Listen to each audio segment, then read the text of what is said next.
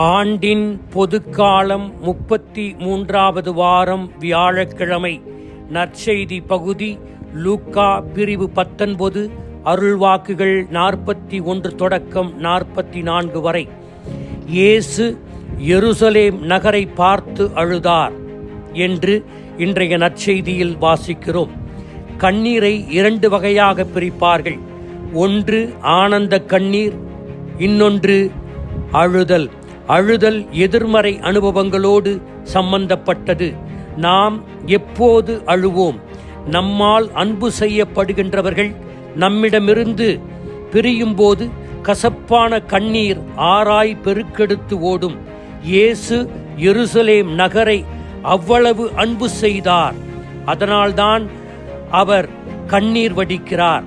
கண்ணீர் விடுதல் என்பது நற்செய்தியின் ஒரு பகுதியாக பதிவு செய்யப்பட்டிருக்கிறது நற்செய்தியாளர்களால். இயேசு அழுததை போன்று நற்செய்திகளில் அழுகையை பற்றி குறிப்புகள் 26 முறை காணப்படுகின்றன.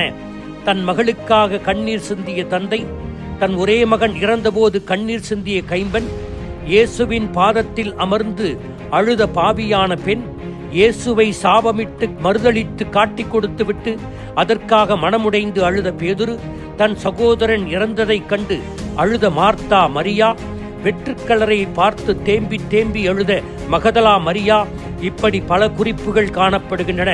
இப்போது அழுபவர்களே, நீங்கள் பேறு பெற்றவர்கள், ஏனெனில் நீங்கள் ஆறுதல் பெறுவீர்கள் என்று இயேசு சொன்னதை போல மேலே குறிப்பிட்டுள்ள அனைவருக்கும் ஆறுதலை தந்தார், மகிழ்ச்சியை தந்தார். அவருடைய கசப்பான கண்ணீரை ஆனந்த கண்ணீராக மாற்றினார். இயேசு எதற்காக எருசலேமை நோக்கி அன்பு பெருக்கால் அழுதார்? வசனம் 44. ஏனெனில் கடவுள் உன்னை தேடி வந்த காலத்தை நீ அறிந்து கொள்ளவில்லை. அவர்களை தன் அன்பு தந்தையிடம் கொணர தன்னுடைய நிலையான அன்பின் ஆவியை பொழிந்து அன்பின் உந்துதலால் எருசலேமுக்கு என்னென்ன தேவையோ அவற்றையெல்லாம் பூர்த்தி செய்தார் இயேசு. அதற்காக அவர் முழுமையாக எல்லோராலும் நிராகரிக்கப்பட்டார். மதத் தலைவர்கள், மறைநூல் அறிஞர்கள் மற்றும் மெத்த படித்த அனைவரும் உண்மையை வேண்டுமென்றே நிராகரித்தனர்.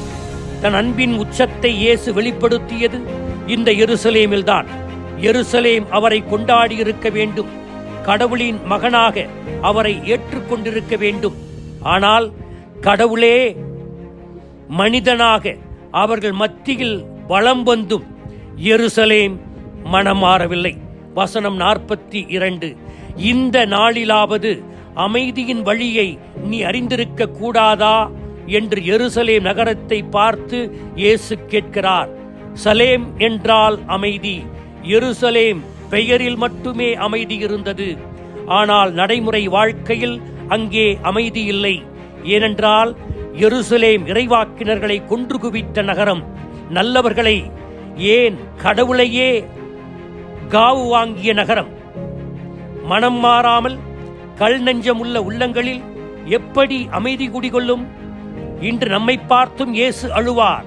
நாமும் மனம் மாறாத வாழ்க்கை வாழ்ந்து கொண்டிருந்தால். எங்கோ படித்தது எனக்கு ஞாபகத்திற்கு வருகிறது.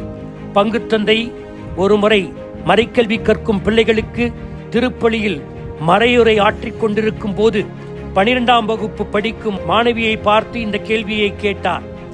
மனமாற்றத்தை உன் வாழ்வில் இதுவரை அனுபவித்திருக்கிறாயா என்று கேட்டார். அந்த மாணவி ஆம், மனமாற்றத்தை அனுபவித்திருக்கிறேன் என்றாள். இதற்கு முன்னால் நீ பாவியாக இருந்தாயா என்று கேட்டார். அதற்கு அந்த மாணவி ஆம் என்றார். இப்போது பாவியாக இருக்கிறாயா என்று கேட்டார். அதற்கும் அந்த மாணவி ஆம் என்றார்.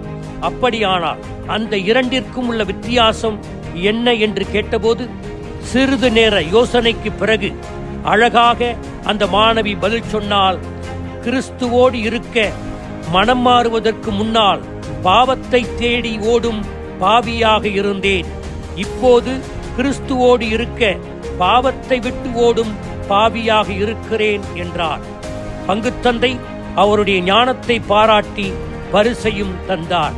இயேசு இன்று நம்மை பார்த்து ஆனந்த கண்ணீர் சிந்துவாரா அல்லது கசப்பான கண்ணீர் விடுவாரா? யோசிப்போம். ஆமீன்.